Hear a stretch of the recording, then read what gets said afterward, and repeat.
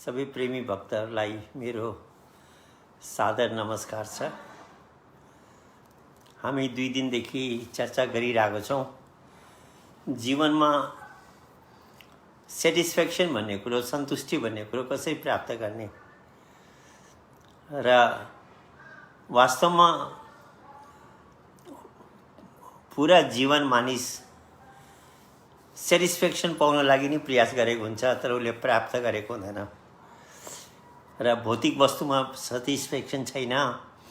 अध्यात्मले मात्रै सेटिस्फ्याक्सन दिनुपर्छ भन्ने कुराहरू हामीले 2 दिनदेखि गऱ्यौँ र यो सेटिस्फ्याक्सन भन्ने कुरो, सन्तुष्टि, मनको शान्ति कसलाई चाहेको छ भन्दाखेरि शरीरलाई चाहेको छैन, हाम्रो इन्द्रियहरूलाई, सेन्सेसहरूलाई चाहेको छैन, बुद्धिलाई पनि चाहेको छैन।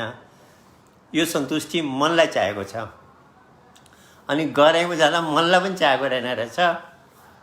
मनको थ्रुबाट आत्माले त्यो डिजायर गरेको रहेछ।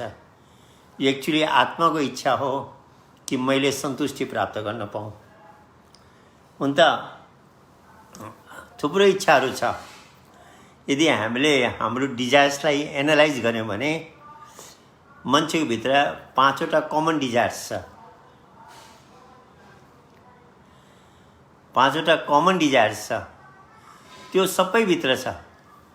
अनि त्यो डिजायर किन छ हाम्रो भित्रमा, हाम्रो मनभित्रमा, हाम्रो मस्तिष्कमा?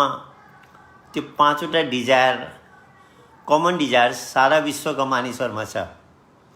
पहिलो डिजायर छ, पहिलो इच्छा छ कि म कहिले पनि मर्नु नपाएको हुन्थ्यो। We want to be immortal. कोही पनि मानिस हो संसारमा हो, कतिले विशेष परिस्थितिमा सुसाइड गर्छ, त्यो पनि पछि दुःख नि पाउने हो। तर जेनरली हाम्रो प्रत्येकको भित्रमा यो डिजायर हुन्छ, म सधैँ जिउँदो रहन पाएको हुन्थ्यो, म अमर हुन पाएको हुन्थ्यो, I want to be immortal भनेर। दोस्रो इच्छा हाम्रो भित्र के छ भन्दाखेरि म पराधीन नभएर स्वतन्त्र बस्न पाऊँ। हामीलाई लु तिमीलाई म जेलमा राखिदिन्छु अनि तिमीलाई जे चाहियो सबै पुऱ्याउँछु भन्ने पनि हामी मान्दैनौँ, बरु म स्वतन्त्र हुन पाएँ भने हुन्थ्यो भन्ने इच्छा गर्छौँ। So we want to be free, कसैको कन्ट्रोलमा नभएर इन्डिपेन्डेन्ट भएर बस्न चाहन्छौँ। तेस्रो डिजायर हाम्रो भित्र के छ भन्दाखेरि मैले सबै कुरो जान्नु पाएको हुन्थ्यो, संसारको सृष्टिको जम्मै रहस्यहरू मैले थाहा पाएको हुन्थ्यो भनेर। वी वान्ट टु बी ओम्निजेन्ट भन्छ त्यसलाई।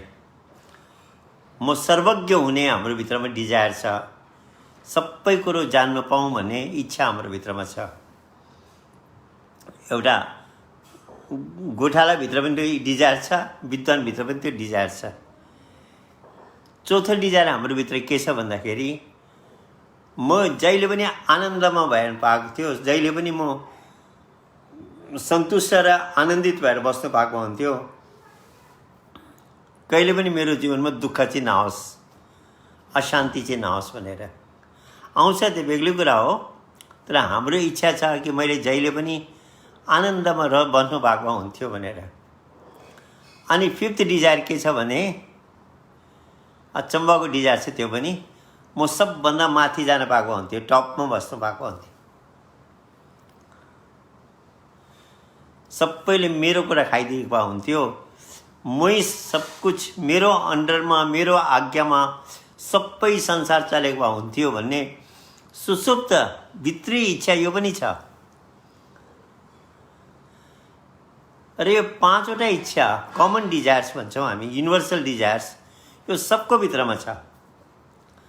सज्जनों, यो डिजायर्सले के चाहिँ प्रुभ गर्दैछ? यो डिजायर्स कसकोमा पुरा छ त?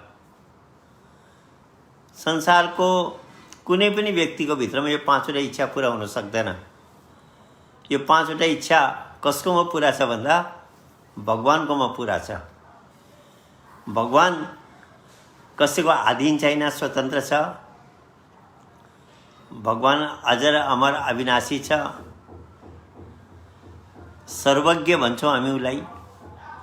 अनि ऊ कहिले पनि दुःखी छैन, आनन्दको भण्डार छ, पर्मानेन्ट ब्लिस भन्छौँ हामी त्यसलाई। अनि पुरुषोत्तम भन्यौँ, सबैभन्दा श्रेष्ठ हो। उहाँको आज्ञामा, उहाँको डिजायरमा, उहाँको प्लानिङमा सारा सृष्टि चलिरहेको छ। र हाम्रो भित्र एउटा सुसुप्त इच्छा रहेछ कि म भगवान बन्नु पाएको भए हुन्थ्यो।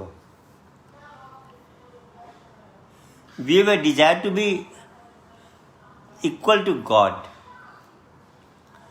र यो डिजायर्सले, यो इच्छाले के प्रुभ गर्दैछ भने आत्मा परमात्माको स्वरूपलाई प्राप्त गर्न चाहँदैछ। त्यसैलाई टेक्निकल भाषामा भन्यो, आत्माले इन्फिनिटीलाई प्राप्त गर्न चाहँदैछ। हामी साइन्समा पढ्छौँ infinity plus minus anything is equal to infinity. र अहिले आत्मा इन्फिनिट छैन, उसले इन्फिनिटीलाई प्राप्त गर्न चाहँदैछ, ईश्वरीय स्वरूपलाई प्राप्त गर्न चाहँदैछ। It wants to merge with the infinity.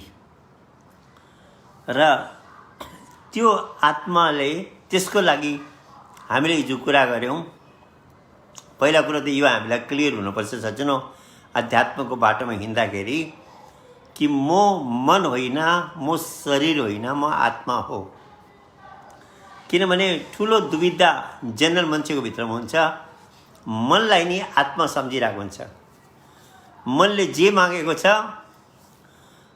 भन्छ, ए आत्माले मागेको किन नदिनु भन्छ। होइन सज्जनौ, मनले मागेको चिज आत्माले मागेको होइन। र अध्यात्मको बाटोमा हिँड्नु लागि पहिलो कुरा हामीले यो क्लियर बुझेको हुनुपर्छ कि मन र मन डिफ्रेन्ट हो। मन म होइन, मन मेरो नोकर हो। अनि यो नोकरलाई मैले नोकरको रूपमा राख्नुपर्छ, कन्ट्रोलमा राख्नुपर्छ, यसलाई मालिक बन्नु दिनु हुँदैन। बुद्धले भनेको छ नि, mind is a beautiful servant but a dangerous master. मन एउटा बहुत श्रेष्ठ राम्रो नोकर हो, तर यसलाई मालिक बनाइदियो भने यो खतरनाक हो। किन यसमा बुद्धि छैन नि। बुद्धिहीन व्यक्तिलाई हामीले घरको मालिक बनाइदियो भने त त्यसले त बर्बाद पार्छ नि। So mind is a beautiful servant but a dangerous master. र यसकारण म र मन भिन्नै छ।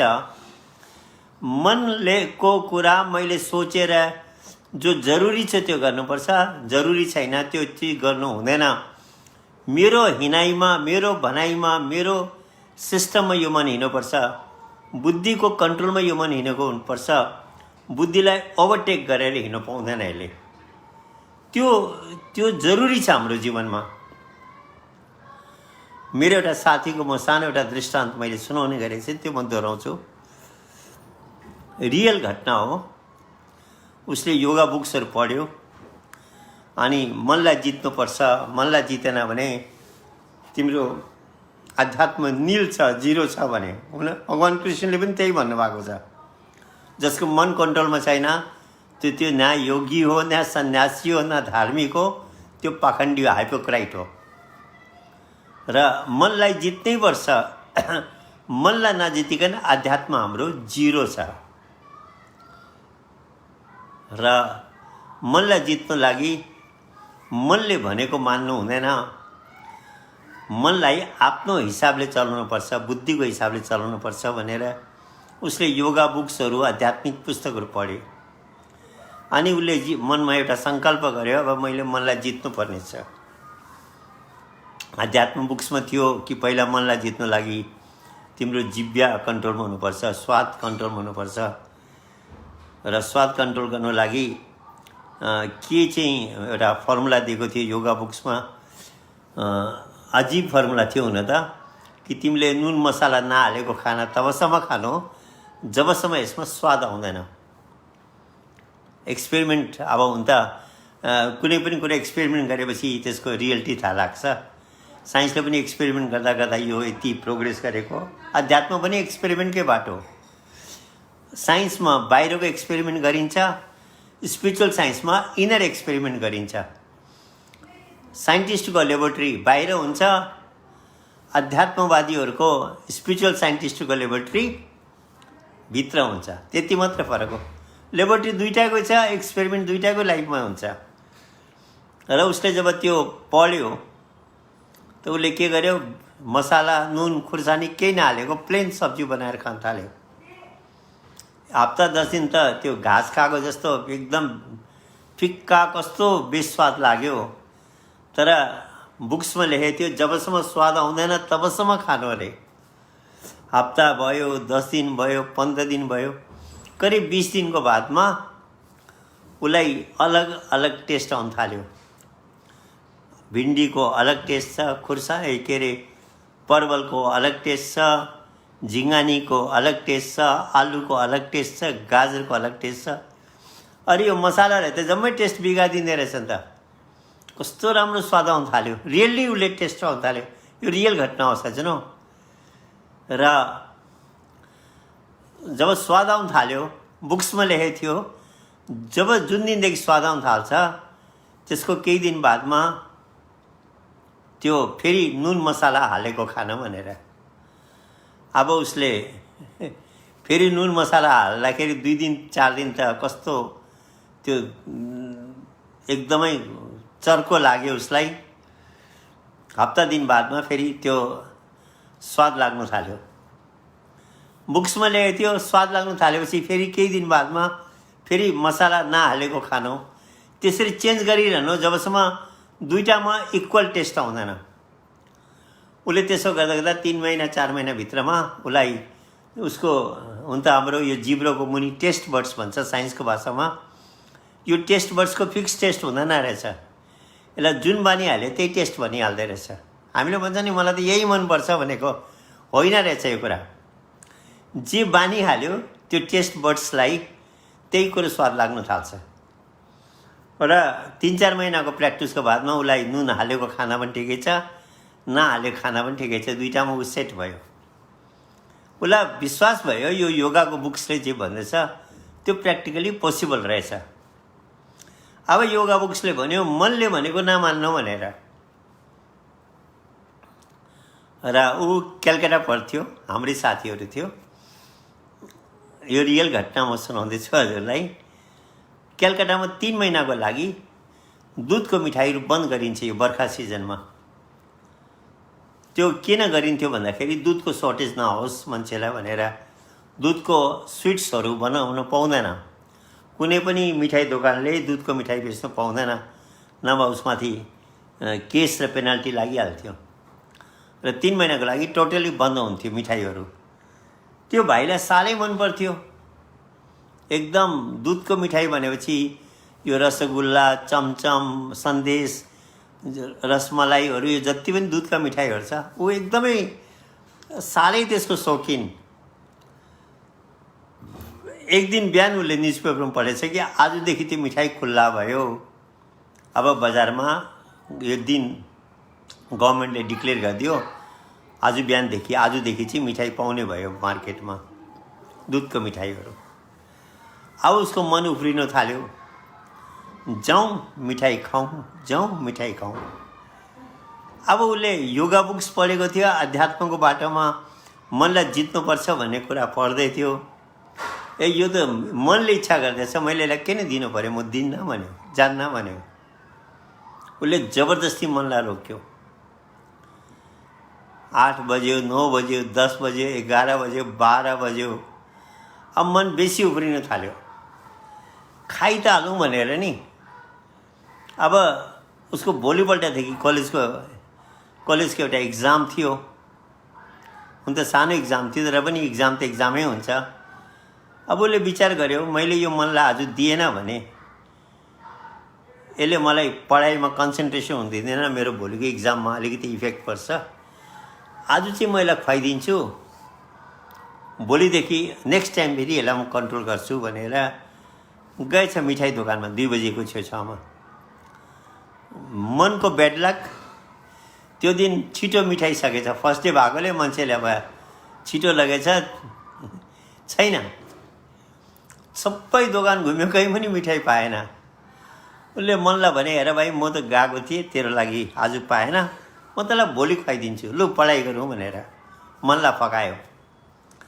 अनि सज्जनौँ मनको पनि मजबुरी थियो, जब पाएन भने के गर्ने, एकछिन उफ्रिएर शान्त भइहाल्यो। उसले आफ्नो पढाइ गर्यो, भोलिपल्ट इक्जाम दिन गयो। इक्जाम दिन जाँदाखेरि कलेजमा कलकत्तातिर स्ट्राइक भइरहन्थ्यो, केही प्रब्लम भएर कलेजमा स्ट्राइक भएछ र 1 महिनाको लागि इक्जाम पोस्टपोन भएछ। ऊ फर्केर आउँदाखेरि बाटोमा मनले भने लु आज बिहान बिहान त मिठाई पाउँदैछ, अब हिजो खान पाएन आज खाइहालौँ। अब हेर्नुहोस् है, सत्सङ्ग र अध्यात्म कति काम लाग्दो रहेछ। उसले त्यो पुस्तकमा पढेको थियो, मनलाई जित्नुपर्छ, मनले भनेको मान्नु हुँदैन, अब त यो मनले त फेरि कहिले पनि कन्ट्रोलमा हुँदैन। उसले सोच्यो अब त मेरो इक्जाम छैन, आज यो मन कति उफ्रिन्छ हेरौँ न, आज मिठाई नखाउँ भनेर उसले एउटा सङ्कल्प गर्यो। एउटा आफै नै भित्र एउटा हो प्रमिस गर्यो कि म आज चाहिँ मिठाई खाँदिनँ, भोलि मात्रै खान्छु, आज म दुधको मिठाई कुनै हालतले खान्न भनेर एउटा प्रतिज्ञा गर्यो। अब मनले हेरेले प्रतिज्ञा गरिहाल्यो, आजको दिन त अब जसो तसो बिताउनु पर्यो। अशान्ति भएर पनि के गर्ने, उसलाई इक्जाम छैन, कति अशान्ति दिन्छ मनले। अब उसले त्यो दिन बितायो, दुःख सुख बितायो, मिठाई नखाइकन। नेक्स्ट डे बिहान हुने बित्तिकै मन फेरि उफ्रियो, अरे मिठाई आज त खाइहालौँ, एक दिनको हाम्रो पिरियड पुरा भइहाल्यो। उसले सोचे एक दिन त मैले कन्ट्रोल गरेर हेरेँ, एक दिन अझै गरेर हेर्छु नि के हुँदो रहेछ भनेर। सेकेन्ड डे फेरि सङ्कल्प गर्यो, म आज चाहिँ खान्न, भोलि खान्छु भनेर। अनि सज्जनौ त्यो मनको प्रेसर पनि अलिक घट्दै जाँदो रहेछ। त्यो दिन बित्यो, थर्ड डे मर्निङ उसले फेरि त्यसै सङ्कल्प गर्यो। त्यसै गरी उसले 13 दिन निकाल्यो। सधैँ बिहान सङ्कल्प गर्ने, एक दिनको लागि गर्ने, अब बेसी म सक्छु कि सक्दिनँ भनेर एक दिनको सङ्कल्प गर्ने। 13th डेमा त्यो दुधको मिठाई खाने इच्छा हरायो। यो रियल घटना हो। र हामीले भन्छौँ नि मनको इच्छा पुरा गरेन भने त्यो मन त उफ्रिरहने होइन रहेछ नि सज्जनौ। यसको जुन बानी, जसमा पनि यसको बानी बेसी परेको छ, उफ्रिन्छ, त्यो बानी त समाप्त गर्नै पर्छ यसको। त्यस्ता थुप्रो उदाहरणहरू हाम्रो पहिलाको ऋषिहरूले, पहिलाका ज्ञानीहरूले, पहिलाका एनलाइटेन महापुरुषहरूको जीवनमा पनि त्यस्तो घटनाहरू हामीले पढ्न पाउँछौँ। जब स्वामी रामतीर्थ, जसले विवेकानन्द जस्तै विदेशमा गएर हिन्दू धर्मको प्रचार गर्यो, उहाँले पनि मनलाई जित्नुपर्छ भनेर त्यो साधना गर्नुहुँदै थियो। बाटोमा जानुहुँदै थियो, निम्बु देख्नुभएछ, कागजी निम्बु।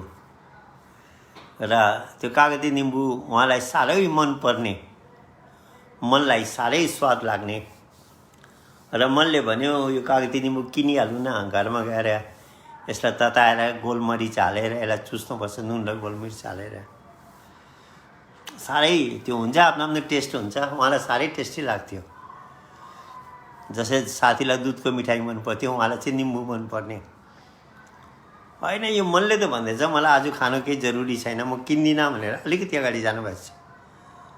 मनले फेरि ब्रेनसँग त्यो सफ्टवेयरले हार्डवेयरलाई त्यो गर्छ नि त, मेनिपुलेट गर्छ नि त। मेनिपुलेट गरेर ब्रेनले भन्यो अरे निम्बु त, कागती निम्बु त राम्रो चिज हो, खाइहाल्नु न, के हुन्छ त भनेर नि, यो त नराम्रो त गर्दैन, जिउको लागि राम्रै चिज त हो नि। त्यो प्रेसरले फर्केर आउनुभयो अनि निम्बु किन्नुभयो, कागती निम्बु किनेर लानुभयो। तर बाटोमा भित्र त्यो सङ्कल्प विकल्प चलिरहेको छ कि आज मनले तिमीलाई हरायो, तिमीले त आज मनलाई म जित्छु, मनले भनेको कुरा मान्दिनँ भनेर सोचेको थियो, मनले त तिमीलाई निम्बु किनाइहाले त। घर पुग्नुभयो, अब मनले त्यो थ्रु ब्रेन प्रेसर हालिरहेको छ, काट्न लगायो, त्यसलाई अलिअलि तताएर त्यसमा निम्बु के अरे नुन र गोलमरिच पनि हालेर रेडी भयो चुस्न लागि। अब छिटो छिटो चुसिहालौँ भन्दैछ मनले। अर्कोपट्टि त्यो अध्यात्मले भन्दैछ अरे तिमीलाई आज मनले हराउने भयो, तिमी मनसँग हार्ने भयो।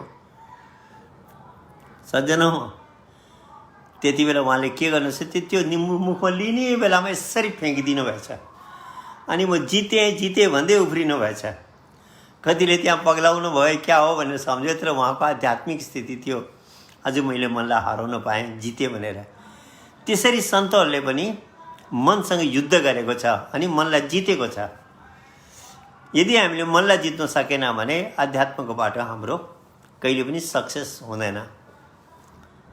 अध्यात्मको के भनौँ, अध्यात्म मात्र होइन, हाम्रो जीवनको सबभन्दा बहुमूल्य इम्पोर्टेन्ट चिजै मन हो। अनि सबभन्दा कम्प्लेक्स पनि मनै हो, विचित्र पनि मनै हो। साइन्सले अहिलेसम्म मनलाई बुझ्न सकेको छैन। माइन्डको डेफिनेसन, प्रपर डेफिनेसन अहिलेसम्म विज्ञानकोमा, फिलोसफीमा पनि छैन। फिलोसफरले के भन्छ, ब्रेनको भित्र जुन थट प्रोसेस छ त्यही मन हो भनेर। जबकि मनको गर्दा ब्रेनमा थट प्रोसेस स्टार्ट हुन्छ। मन ब्रेनमा गइदिन भने थट प्रोसेस निल रहन्छ। मेटाफिजिकल मेडिटेसनमा जब हामीले मनलाई त्यहाँबाट हटाइदिन्छौँ, थट जिरो हुन थाल्छ। र एक्चुअली मन जब ब्रेनमा पुग्छ तब त्यसका न्युरोन्सहरू एक्टिभ हुन्छ र थट प्रोसेस स्टार्ट हुन्छ। र मनलाई आजसम्म विज्ञानले बुझ्न सकेको छैन। अनि सारा झमेला नि मनको गर्दा छ। आज संसारमा मनभित्र नराम्रो किसिमका संस्कारहरू, बानीहरू बसेको हुन्छ, त्यसले मान्छेको जीवनलाई बर्बाद गर्छ।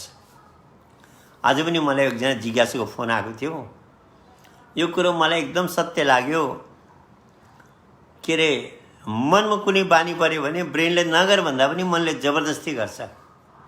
ड्रग खानेहरू, सिगरेट पिउनेहरू, रक्सी खानेहरू जब उनीहरूले बियोन्ड लिमिट पिउन थाल्छ, खान थाल्छ, त्यति बेला ब्रेनले भन्छ अरे यति साह्रो त खानु हुँदैन, जिउ बिग्रिन्छ, दिमाग बिग्रिन्छ, लङ्स बिग्रिन्छ, लिभर ड्यामेज हुन्छ। मान्दैन, मनले जबरजस्ती खुवाउँछ।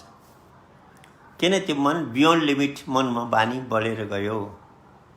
जसलाई विवेकानन्दले भन्यो, when you sow a deed you reap a habit, when you sow a habit you reap a character, when you sow the character you reap the destiny. र मनभित्र कुनै बानीलाई, कुनै कर्म गऱ्यौँ त्यो पहिला बानी भएर बस्छ। बानीलाई दोहोऱ्याइरह्यो भने त्यो हाम्रो क्यारेक्टर भएर जान्छ, बेहोरा भएर जान्छ। त्यहाँबाट मन मान्दैन, मनले जबरजस्ती गराउँछ। राइट होस् कि रङ होस्, यसले जबरजस्ती गराउँछ। त्यसो गर्दा पहिला सुरुमै यदि हामी सावधान भएन भने, केयरफुल भएन भने, यो मनमा मैले कुन बानी हाल्दैछु। किनभने सोच्नु, टेक्निकली हामीले बुझ्नुपर्छ, जे पनि हामी दिनभरिमा कर्म गर्छौँ, जे पनि गर्छौँ, त्यो हाम्रो ब्रेनमा डट डट भएर बस्छ। साइन्सको यो भनाइ हो, न्युरोलोजीको भनाइ हो। मनले त्यसको स्क्यान कपी आफ्नो भित्र राख्छ। त्यसलाई चित्त भन्छौँ हामी। भन्छ नि चित्रगुप्तले सबै नोट गरेको हुन्छ अरे, त्यसले लेखेर देखाउँछ। त्यो मनभित्र भएको स्क्यान कपी हो। चित्तलाई नि चित्रगुप्त भन्यो। र त्यो स्क्यान कपीको हिसाबले त्यो प्रोग्रामिङ बन्छ अनि त्यो प्रोग्रामिङले हाम्रो ब्रेनलाई इफेक्ट गर्छ। र प्रोग्रामिङ बिगार्दै गयौँ भने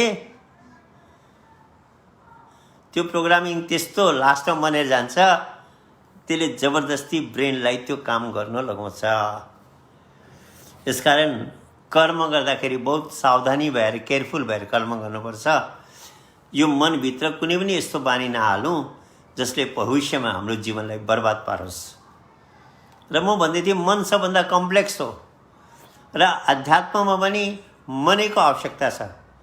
अनि सन्तुष्टि मनको थ्रुबाट नि, त्यसमा पनि मनकै ठुलो रोल छ। र हिजो म कुरा गर्दै थिएँ,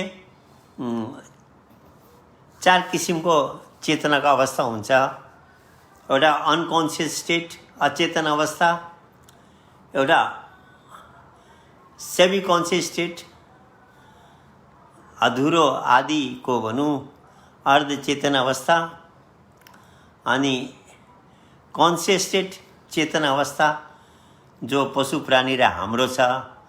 सेमी कन्सियस स्टेट प्लान्ट्सको छ, अनकन्सियस स्टेट ढुङ्गा इत्यादि जड पदार्थ भन्छौँ हामी मेटरको छ।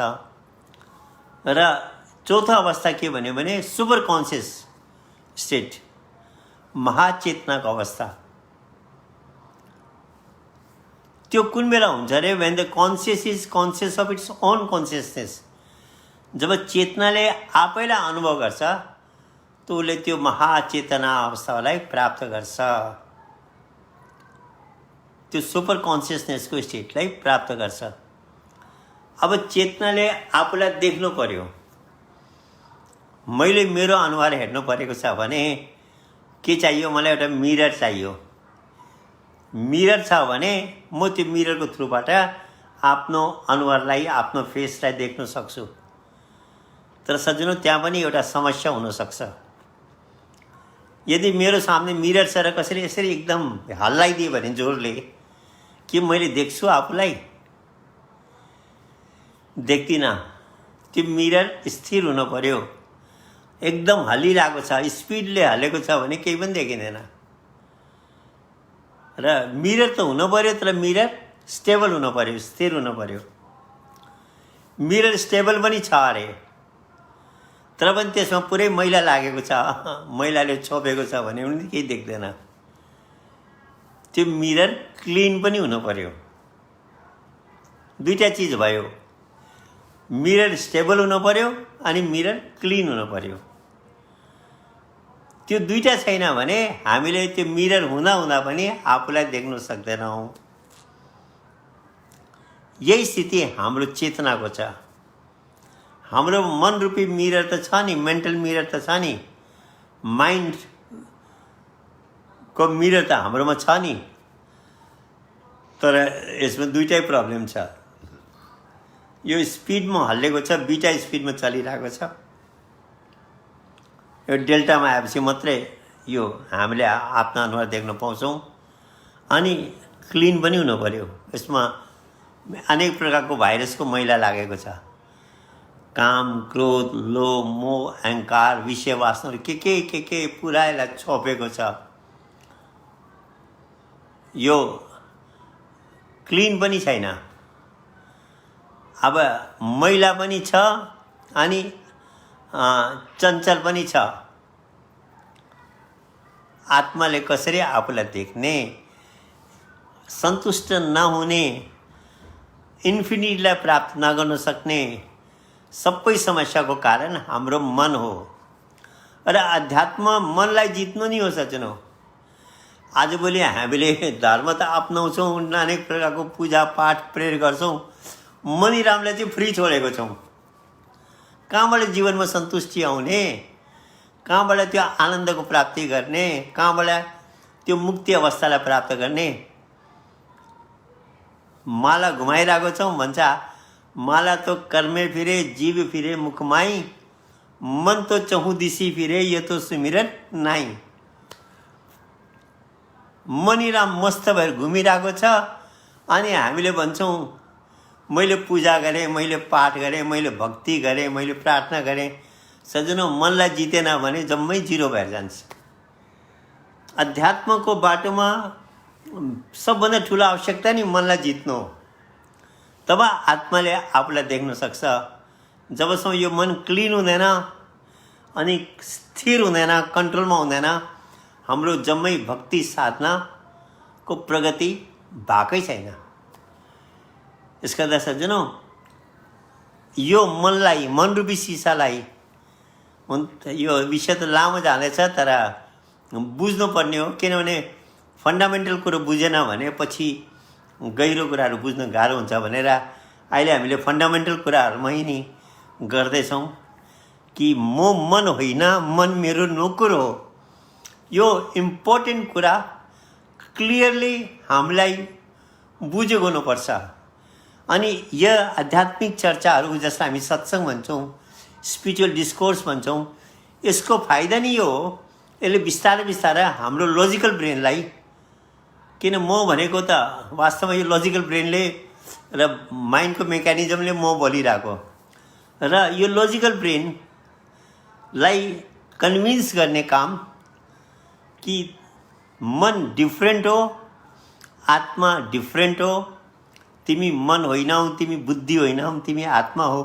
यो कुरो थ्योरिटिकली आध्यात्मिक चर्चाले बुझाउँदै जान्छ। अनि जब हामी प्र्याक्टिकलमा जान्छौँ त बिस्तारै बिस्तारै यो अझै क्लियर भएर जान्छ। र यो मनरूपी सिसालाई सफा पार्नु पर्यो अनि यसलाई स्थिर गर्नु पर्यो। मनको चारवटा स्पिड हुन्छ अरे, बीटा, अल्फा, थीटा र डेल्टा। जति यसको स्पिड घट्दै गयो आत्माले आफूलाई देख्न पायो अनि क्लिन भयो भने। र समयले डाँडा काट्न थाल्यो। भोलि हामी फेरि यो विषयलाई अझै लान्छौँ। यो मनरूपी सिसालाई केले कन्ट्रोल गर्ने, कसरी चाहिँ सफा गर्ने, अनि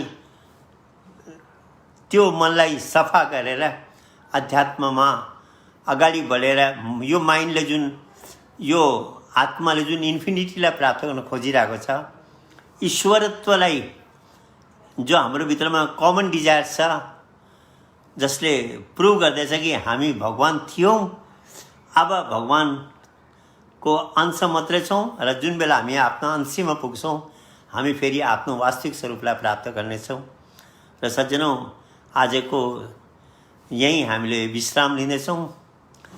भोलि फेरि यही टाइममा हामी भेट हुनेछौँ। तबसम्म सबैलाई मेरो नमस्कार, धन्यवाद।